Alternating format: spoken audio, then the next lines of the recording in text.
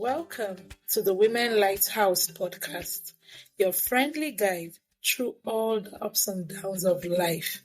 We're here to remind you that every woman has the strength to take charge of her journey and make her dreams come true. Each week, we'll share heartwarming stories and helpful tips from amazing women who have faced their own challenges and come out stronger. Tune in, get inspired, and let's start this exciting journey towards achieving your dreams together. The Women Lighthouse, your guide to a brighter tomorrow.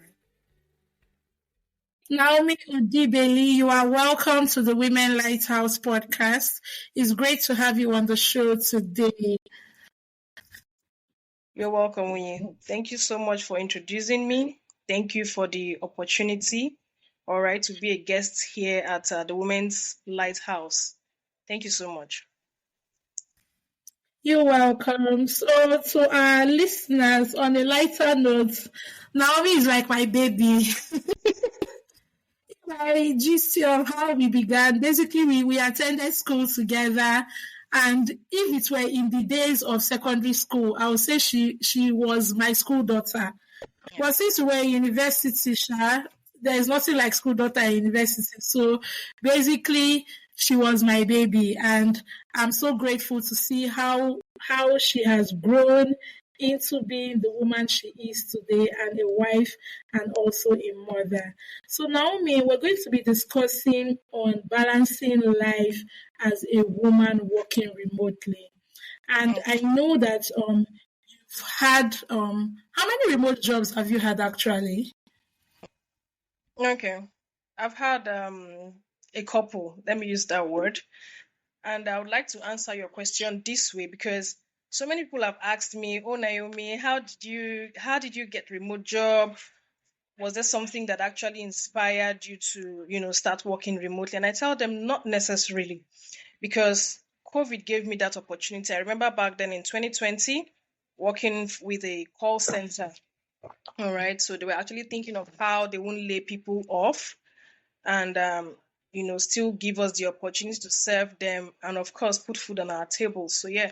So we were among the first people that started working remotely, and I must say, working remotely has actually been a blessing for me, all right, because it has afforded me the opportunity to stay connected with my family, and as a mother, I have that opportunity to be flexible in the sense that I can stay with my family, also take good care of my son. He's a toddler. So yeah, remote job for me is an outright blessing, and it's not something I actually chose. It was COVID that afforded me that opportunity. And also, I'm also thankful to remote job because I have this opportunity to grow in my career, right? And not only that, I can still put food on my table. Like I can still work, do things that every other mothers would do, take care of my children, or my son rather, I'm sorry. Then take care of my husband and still be present for my family. Yeah. Okay, so based on what you said, you didn't necessarily choose to work remotely. It was because of COVID. So if that's the case, why did you still go ahead? I know you've talked about how it has helped you have time for family and all that, but what specific thing would you say made you still go ahead with the decision to still continue working remotely rather than looking for a job that would require you to work outside your home? Okay.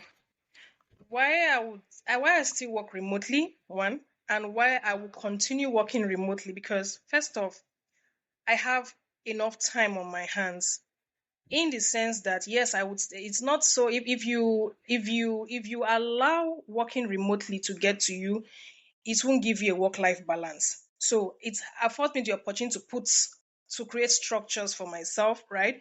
I have structures that afford me the opportunity to have time for my family. I can still, cook. But when going to an on-site job, especially for a place here in Lagos, you have to wake up pretty early. before you get to the office, mentally you will not even be there. You have to, let me use the word, kind of boot before you're mentally ready for work. So yeah, remote work for me any day. And of course, I will still do the things that on-site mothers still do, right? So why not? I will choose remote job anytime, any day, because of that flexibility. I have the flexibility. I'm able to manage my time, right? I'm also able to be present for my family. That is the reason why I kept getting remote jobs. I would not even go for an on-site job at this point in my life. And of course, I'm still growing my career. It's affording me that opportunity as well. So why get an on-site job when I can, you know, enjoy the opportunities I have with a remote job?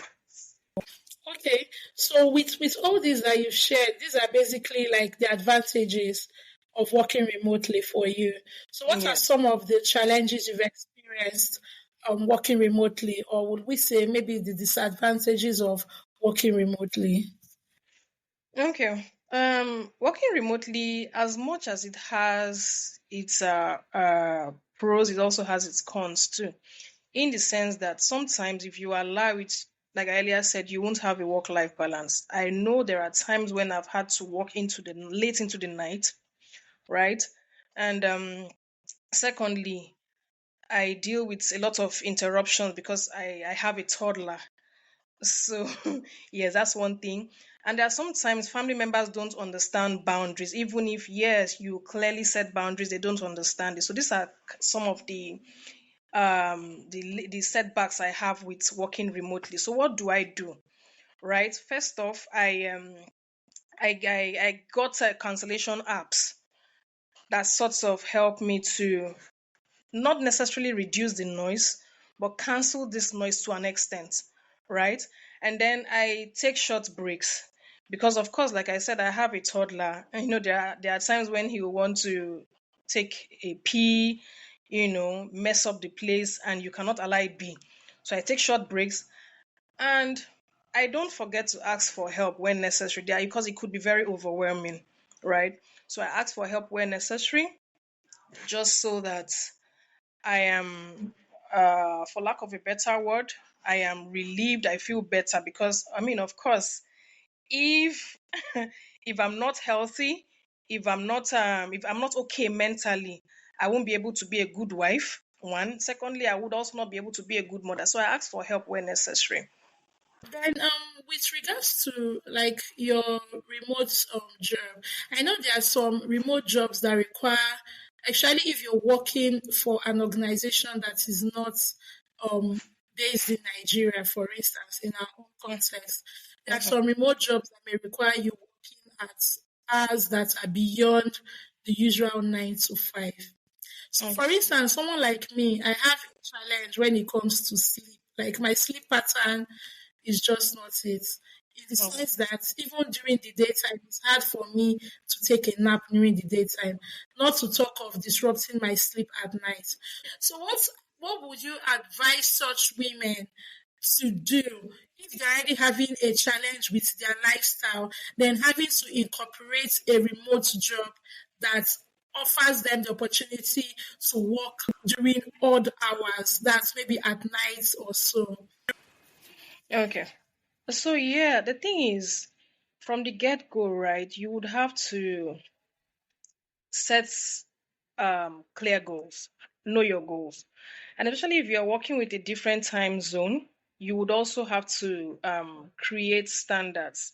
Like for me, I use time blocking a lot, right? I close very early in the morning, and of course, I have to sleep. And we all know that most times it's not when you put your head on the bed that you end up sleeping, right? And as a mother, you still have to get up Mm. early, prepare your children or your child for school. So I use time blocking a lot. Even if you don't get so much sleep, as in within the hours that you would lie on your bed and prepare your children for school, I would advise that when when you've been able to send them to school, create time to rest, because I believe that that's the thing that some mothers we fail to do. We do everything right by our children.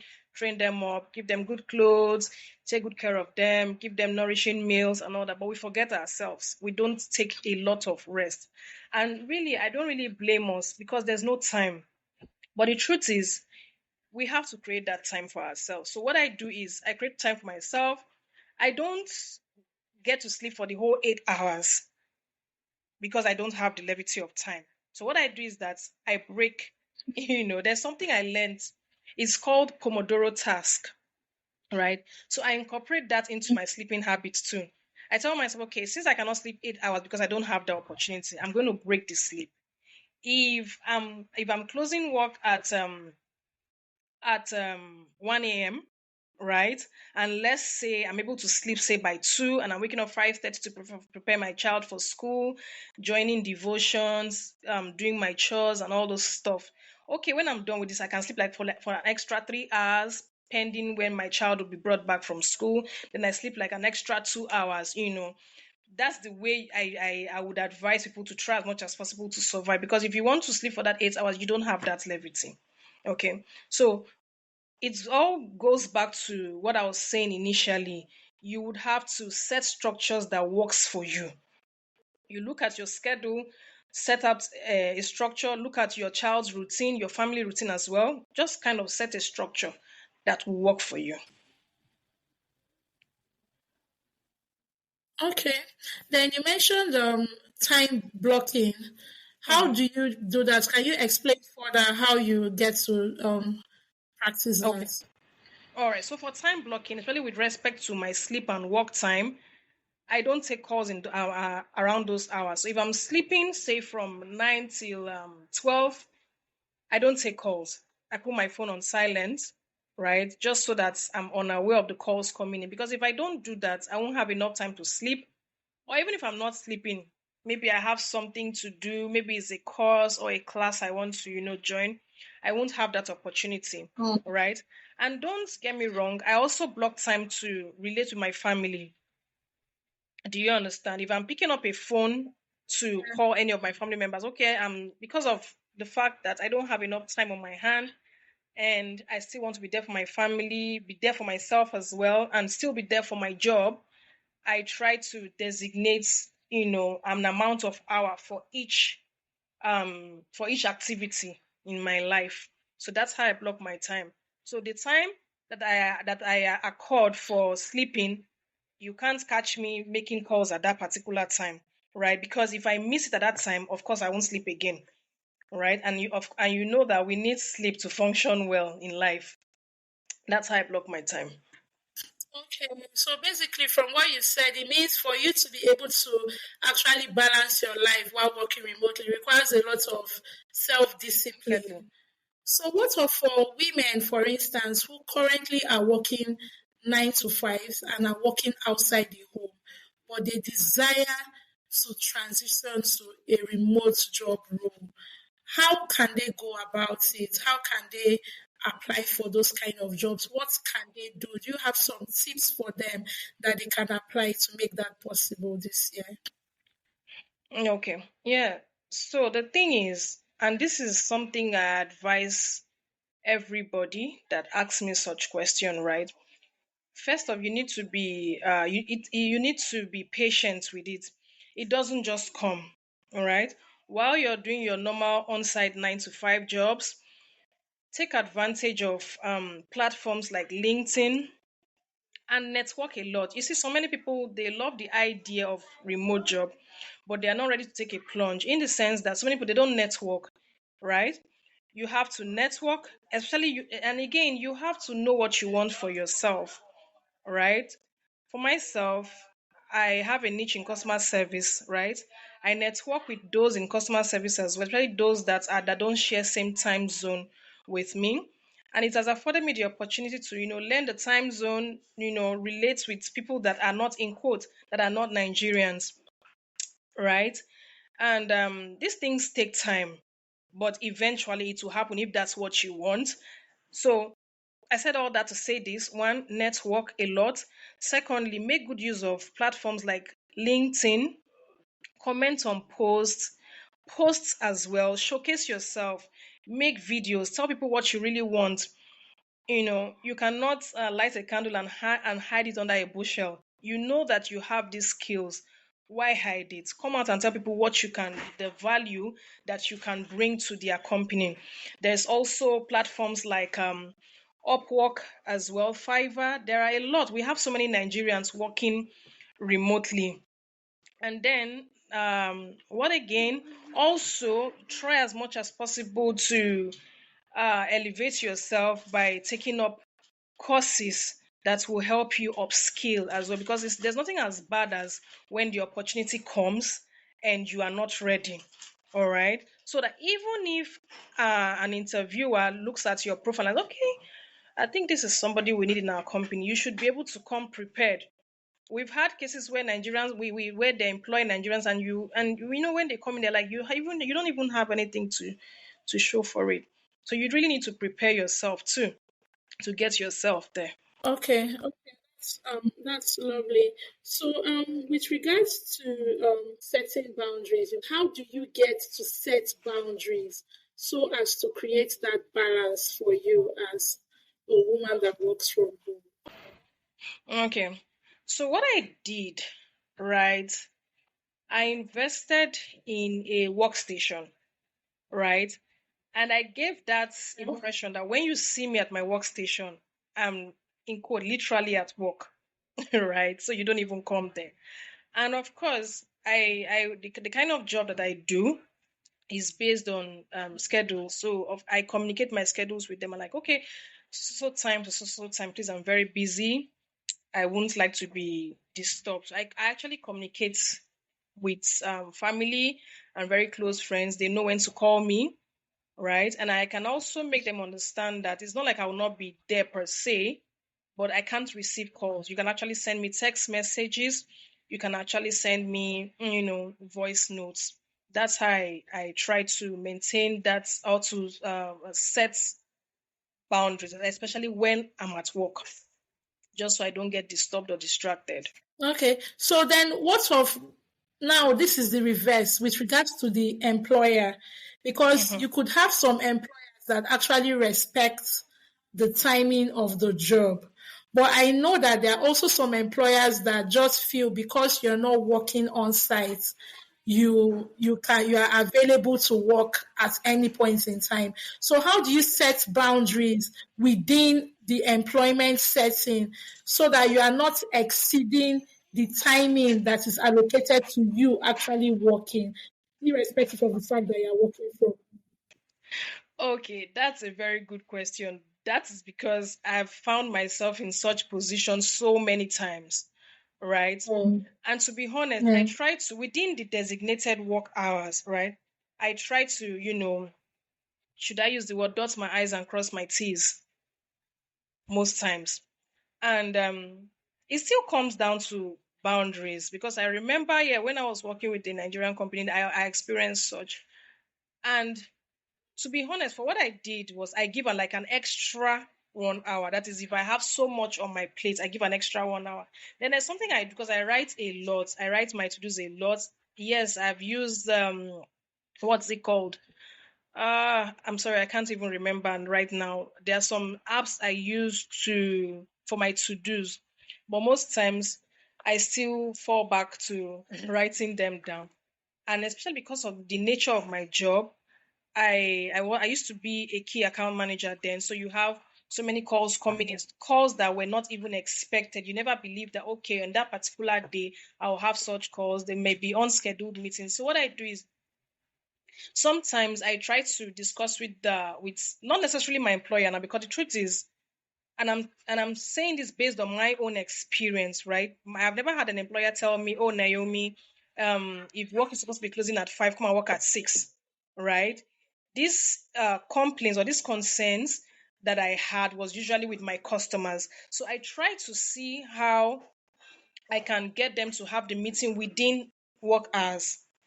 Okay, within work hours. But if it's not possible, yes, most times I can go a step further. But okay, I can take an extra 1 hour, because, of course, I'm a customer service person and I don't joke with my customers. I know what it feels like not to have a good customer service.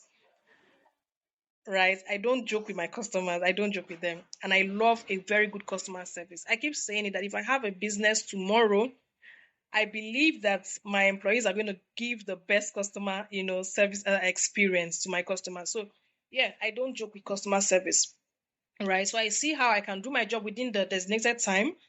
And if for any reason I cannot, or maybe the complaint came towards or during or after work hours, I still try to see how I can, accommodate an extra, right? Because there are some times Mm. that you will not really blame these customers, especially when it's the fintech platforms, and their own customers cannot access the platform that we built for them. I mean, they're going to be losing money. So I try to see how I can collaborate with other teams to, put in at least a structure for that particular time, pending when everybody will be available to solve their issues. Yeah, so that's what I basically do. But yes, I'm not saying that there's some employers that could be, in quotes, abusive, right? They feel, well, so since Yeah. you're working from home, they feel you don't have a life, like your life revolves around their business. So what you should do is set clear boundaries. I'm closing at 5. Okay, I can take an extra 1 hour. All right. And after that, that's why you got an employment letter. There is an agreement. Yeah, yes. Yeah. Okay. Then also, one, I know for individuals that may be very social, I know one of the challenges, I remember having a conversation with my cousin, and Mhm. he also works remotely. So he has actually gained some weight because of the sedentary nature of Mhm. working remote. So now this is two questions in one. The first one is, how are you? I know you're already fit. You don't, I was just telling you before we started, Oh, I, added weight, like what's going on? But for women generally, mm, how can women keep fit, mhm. or how will I put it? Reduce that sedentary nature associated with working remotely. And also for women who seem to be more social, some people actually want to go to work. Some of them may not be because of the salary. So may just be, oh, I just want to associate with people. Let me be seeing people every day. So how do you deal with loneliness that comes with, or reduce socialization that comes with Okay. working remotely? And also, how do you deal with the sedentary nature of working remotely? Okay. So, the thing with remote job is that it affords you one thing, time, if you are able to manage it. If you are able to manage it and set boundaries. So, what I advise, I know I'm fit, as you said, but at the same time, if I were to be giving an advice to somebody who was, in quotes, not fit, in your term, right? I would say try to, first of all, I'm talking about the health part because these are two questions, right? Try to see how you can wake up early, right? Maybe I have colleagues who still visit the gym. They wake up very early as 6, right? You visit the gym. Then also try to eat healthy and take lots of water. That's for the health side of things. I cannot really talk so much on the health side of things more than that because I mean I'm not a medical person, but I'm saying what I do, right, and what I would advise somebody else to do, right. Hit the gym, one, because even if you're as slim as I am, you still need to hit the gym, right, and take lots of water, take breaks. That's the problem we that work remotely have. We don't know how to take breaks. I had to learn that on my previous job, learn to take breaks because there's sometimes where you have piles of work and you're like, you know what, I want to try and finish this thing on time because you don't have time. 5 o'clock will soon be here, right? And that was the reason why I had to read on how to, not stay at a particular place for a long time because it was affecting me. And that was where I learned the Pomodoro task. That is, you can just, stack up bits of task for some hours and have breaks. Number one, it will help you not to be bored. And I noticed that since I started doing this, I've been able to achieve more, right? because and the thing with remote job, I'm just saying this by the side. You have space. You can quickly fry plantain, maybe rush a pot of indomie, that kind of thing. And So what do we do? What we do is that we link up with friends. I mean, you don't work Sunday to Sunday, right? On your off duty days, you can link up with friends and, go to the beach, go out. Then for me as a mother, there's something I do. And I see that some mothers make this mistake. Is you wait till when you have your off duty days to cook and wash. Do you understand? So for me, what I do is, if I know that I need to prepare something down, maybe a pot of soup or stew, I buy my things down already, right? I have my stuff down already. I have my vegetables. I have what I want to use. Maybe I'm boiling the meat on Tuesday because I'm usually off on Wednesdays. Maybe I'm buying my meat on Monday and refrigerating it. I'm boiling it on Tuesday. So on Wednesday, I just literally cook, and it will not take me even up to 1 hour because I have my stuff prepared. So if for any reason I have to visit a friend, you know that I'm not overwhelmed with all these tasks, right? And secondly, invest in I do tell people, invest in things that can help your life to be easy, make your life easy rather. Like a washing machine, especially if you are a working mother. You get, if you don't want a washing machine, you can ask for maybe a maid who will come and not stay in your place actually, but just ask for help, because the truth is you can't do everything alone. And of course, you're working hard. Use your money to make your life easy, right? So that you do all these things and still have time to, in quotes, enjoy life with your family and your friends. So for the socializing part, create structures. If you are a single person, in fact, the best for you, you know that you don't have so much on your plate as such, schedule your time. Okay, so and so day, I want to be hitting up with friends. I want to have some time. The truth is, for me, it's even the remote workers that enjoy themselves so much. And I have a couple of, and then join groups. There are groups for remote workers. We have them on WhatsApp, on LinkedIn. You understand? They meet up and enjoy themselves. They don't, and again, you have the opportunity to also connect, especially if you're tired of your current job and you want something else. This is an opportunity to network with people who have like passion. Okay. So, with regards to women who are aspiring to work remotely, well, I know you've talked a lot about the need for discipline and the need for setting boundaries.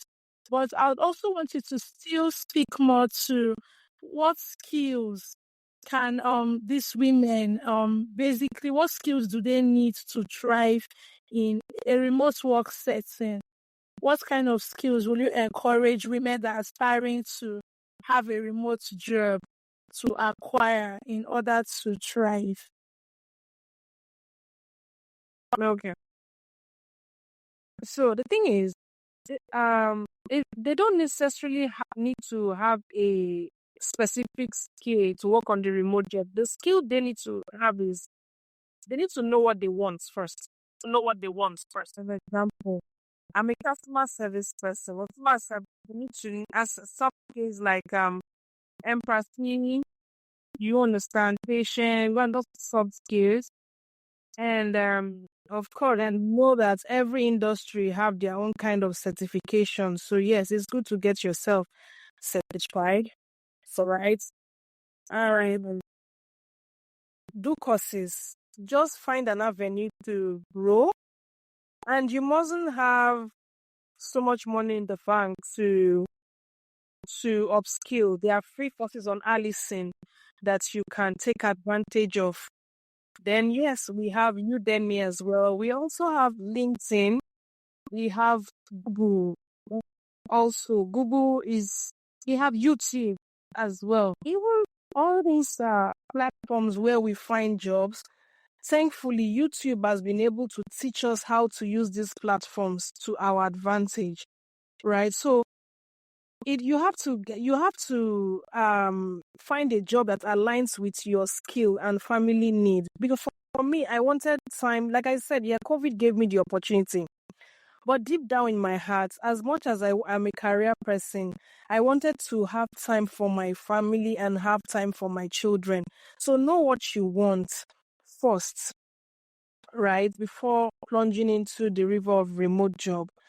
And then another thing is, I can't emphasize this enough. Always ask for help.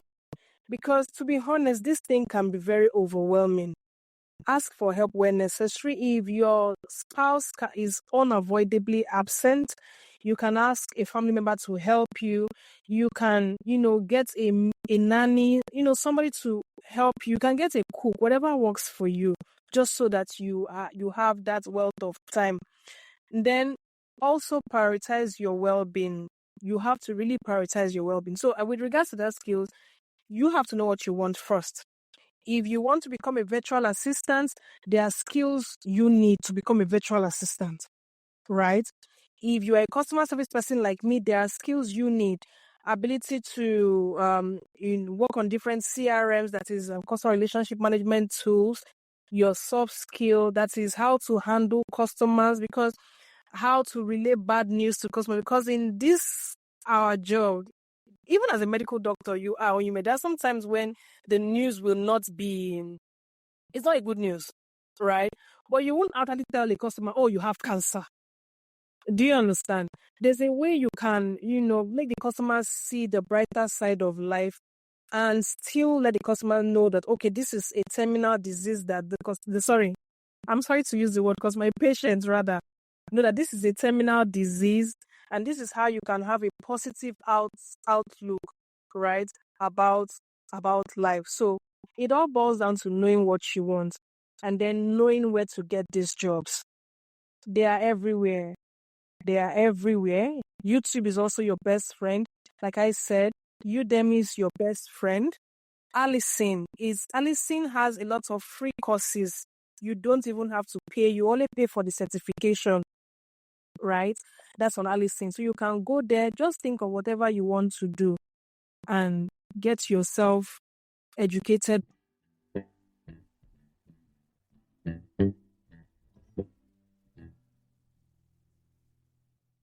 Okay. So my final piece of advice is, first off, know what you want. Remote job can be very interesting. It can be very rewarding because, of course, you have time for your family, and it would also help you. It gives you the opportunity to really know what you want. Because we have so many people out there who don't necessarily know what they want, but they know they just don't want to do an on-site job, but they don't really know what they want. So yes, you have that time to think on what you want, and again, know where to go to ask the right questions. Right? Google is your friend.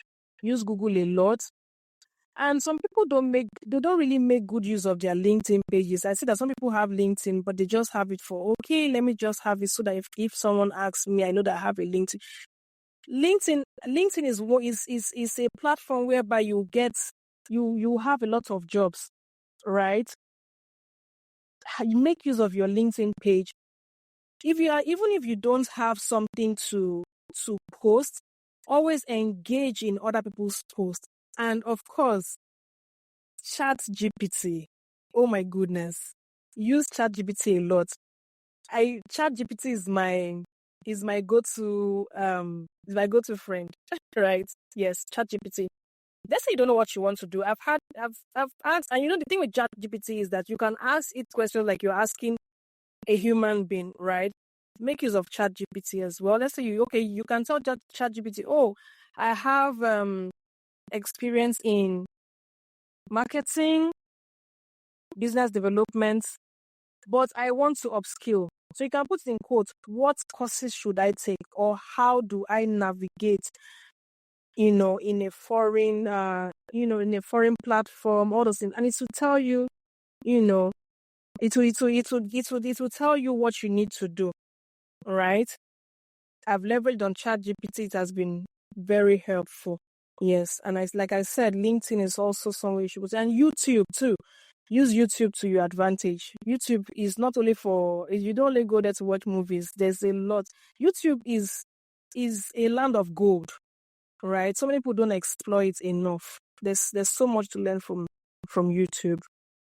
Even you can even ask YouTube for platforms that you can get remote jobs from, and it will bring it up for you.